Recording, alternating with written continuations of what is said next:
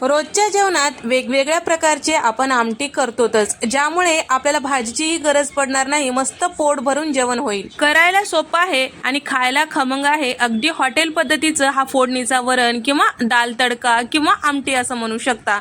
तर या पद्धतीची आमटी जर तुम्ही घरी एकदा करताल तर सगळ्यांना नक्की आवडेल। भाजीची गरज पडणार नाही अशा पद्धतीची आमटी किंवा फोडणीचं वरण। त्यासाठी इथे मी कपमध्ये अर्धा कप इतकं तुरीची डाळ घेतलेलं आहे। रेग्युलर आपली आमटीची जी वाटी असते त्या वाटीने 1 वाटी, सोबतच पाव कप इतकं मुगाची डाळ यामध्ये टाकलेलं आहे, म्हणजे आपलं जे वरण आहे किंवा फोडणीचं जे डाळ आहे ते छान मिळून येतो आणि पचायला सुद्धा हलकं होतं, ॲसिडिटी होत नाही।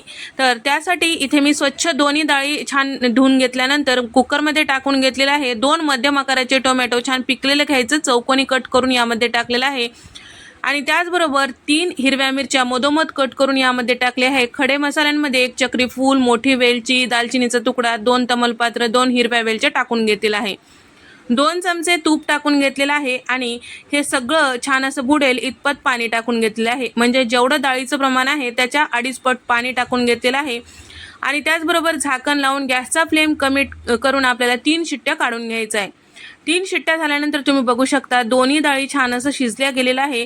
यामध्ये मीठ, हळद टाकायचं, म्हणजे या साध्या वरणाला जेवढं लागेल तेवढंच मीठ, हळद टाकायचं आहे आणि त्यानंतर छान घोटून घ्यायचं आहे। यामध्ये खडे मसाले जे आहे ते काढून टाकायचं, कारण त्याचा स्वाद जे आहे ते वरणामध्ये म्हणजेच डाळीमध्ये उतरलेला आहे।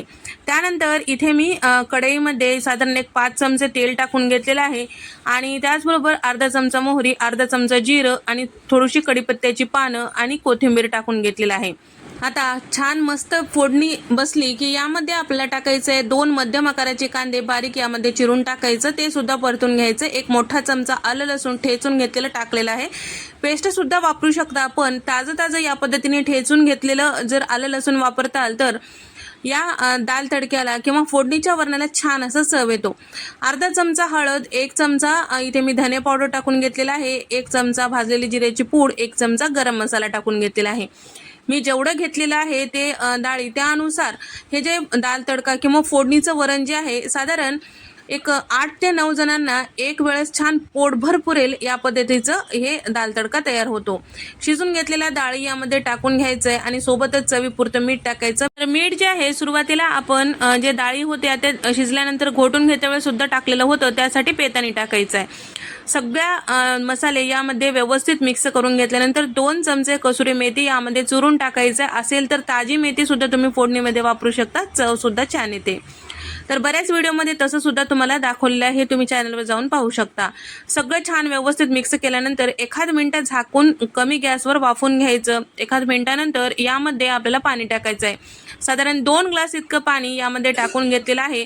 तर या ठिकाणी सुरुवातीलाच पाणी जास्त टाकायचं, कारण आपण यामध्ये मुगाची डाळ वापरलेली आहे। जे जसजसं थंड होतो आपलं वरण किंवा आपले जे हे दाल तडका थंड झाले की तसतसं ते घट्ट होत जातो, तर त्यासाठी आपल्याला सुरुवातीलाच पाणी जास्त टाकून घ्यायचं आहे।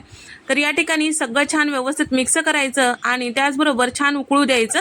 1 मिनिट छान असं उकळून घेतल्यानंतर आता याला आपल्याला तडका द्यायचा आहे। तर इथे आपलं हे फोडणीचं वरण तयार झालेलं आहे। आता कढई बाजूला ठेवूया। आता यावर तडका देण्यासाठी इथे मी तडका पॅनमध्ये साधारण 3 चमचे तेल टाकून घेतलेलं आहे, 2 चमचे तूप यामध्ये टाकून घेतलेलं आहे। तुम्ही तुपाची नुसती फोडणी सुद्धा देऊ शकता, काही हरकत नाही। मी तेल आणि तूप दोन्ही वापरलेलं आहे। 1 चमचा जिरं छान फुलू द्यायचं, 15 ते 20 लसूण पाकळ्या कट करून यामध्ये टाकलेला आहे आणि सोबतच पाव चमचा हिंग, थोडीशी कोथिंबीर आणि 3 ते 4 सुक्या लाल मिरच्या यामध्ये टाकून घेतलेला आहे, छान असं परतून घेतलेलं आहे। तर इथे मी बेडगी मिरची पावडर टाकून घेत आहे, तर ते तिखट नसते, फक्त रंग सुरेख येण्यासाठी इथे आपण हे बेडगी मिरची पावडर वापरलेलं आहे। तर हॉटेल पद्धतीची करायची असेल तर नक्की बेडगी मिरची पावडर वापरा। तर या ठिकाणी या पद्धतीने तडका वरतून टाकलेला आहे, काय दिसायला भारी दिसत आहे तुम्ही बघू शकता, आणि थोडीशी कोथिंबीर टाकलेला आहे। तर डाळी शिजते वेळेस आपण हिरवी मिरची वापरली होतं, त्याचाच तिखटपणा मस्त खमंग लागतो त्या फोडणीच्या वरणामध्ये किंवा दाल तडक्याला। नक्की ट्राय करून पहा। व्हिडिओ आवडल्यास व्हिडिओला लाईक करा, शेअर करा आणि सबस्क्राईब करायला मात्र विसरू नका।